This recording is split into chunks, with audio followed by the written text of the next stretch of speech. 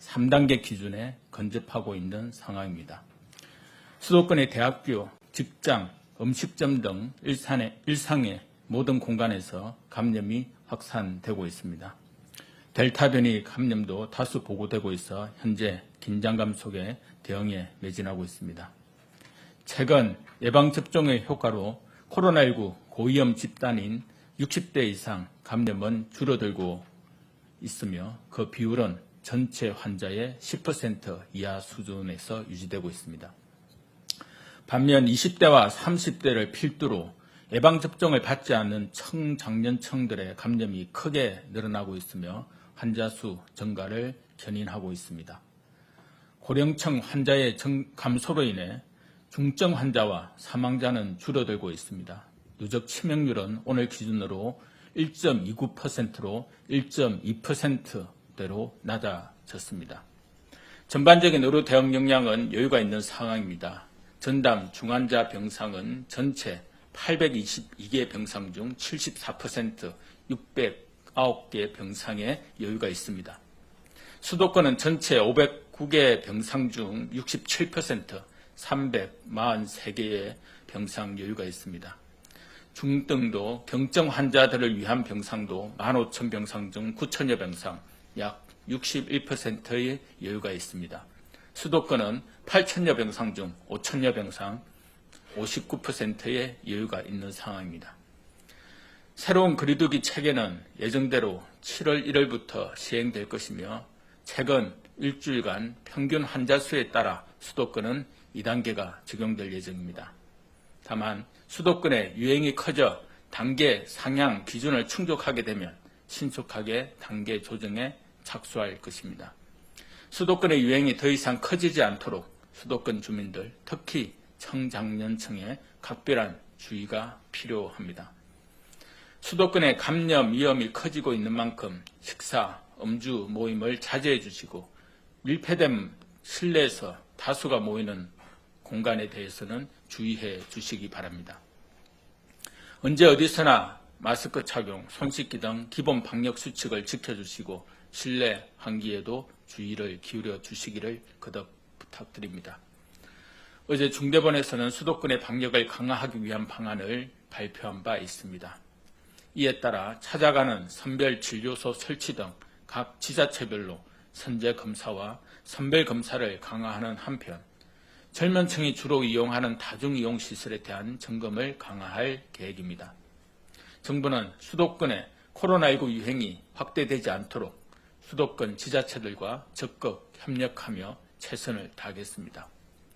정부는 지난 6월 23일부터 25일까지 전국 성인 1000명을 대상으로 방역 정책에 대한 국민 인식을 조사했습니다. 조사 결과에 따르면 아직 접종을 받지 않은 분들의 예방접종 의향은 77.3%로 한 달 전에 비해 8.1%포인트 상승하였습니다. 접종을 받으신 분들이 주변에 접종을 추천하겠다고 응답한 비율은 95.6%로 10.4%포인트 상승하였습니다. 코로나19 예방을 위해 접종에 참여해 주신 국민 여러분께 다시 한번 깊이 감사드립니다. 거리두기 개편안 적용에 따른 사적 모임 제한 인원 확대는 응답자의 58.2%가 동의하였습니다. 다만 인원 제한의 단계적인 완화를 위한 이행 단계가 필요하다는 응답은 80.8%였고 기간은 2주가 가장 적절하다는 응답이 많았습니다. 사적 모임 제한이 완화되더라도 바로 모임을 재개하겠다는 응답은 많지 않았습니다.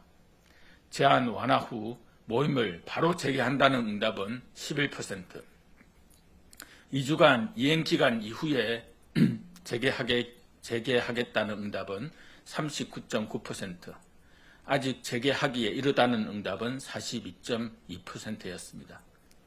많은 국민들께서 방역수칙 완화에 동의하고 있지만 유행 상황을 고려하여 각종 사적 모임을 스스로 자제하고 계신 것으로 판단하고 있습니다. 국민 여러분의 높은 시민의식과 방역 관계자 분들의 헌신에 다시 한번 감사드립니다. 정부는 정기적인 여론조사를 통해 국민 여러분의 의견을 듣고 이를 최대한 방역 정책에 반영하여 국민과 함께하는 방역이 될 수 있도록 하겠습니다. 오늘 중대본에서는 노인 일자리 사업의 예방접종자 우대 방안을 논의하였습니다. 노인 일자리 사업은 65세 이상 어르신들이 활기차게 노후 생활을 하실 수 있도록 일자리를 지원하는 사업입니다. 건강한 어르신들이 불편한 어르신을 돕는 노노케어, 보육시설의 돌봄 인력 지원 등이 이에 해당합니다.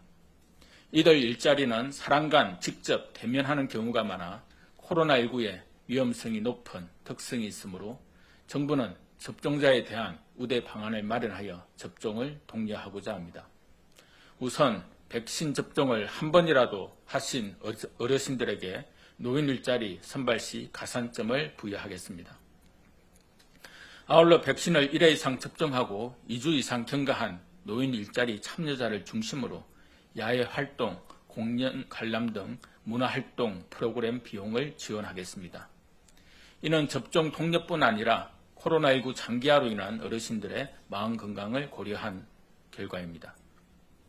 다만 방역 수칙을 철저히 적용하여 활동 중 음식을 먹는 등 감염 위험이 높은 활동은 엄격히 제한할 것입니다. 이러한 내용은 7월 10일 월요일부터 시행하며 자세한 사항은 7월 1일부터 지자체를 통해 안내드릴 수 있도록 하겠습니다. 국민 여러분, 내일부터 새로운 사회적 거리두기 체계가 시행됩니다. 자율과 책임에 기반한 새로운 사회적 거리두기 체계는 장기화되고 있는 코로나19 유행에도 우리의 소중한 일상을 회복하기 위한 것입니다.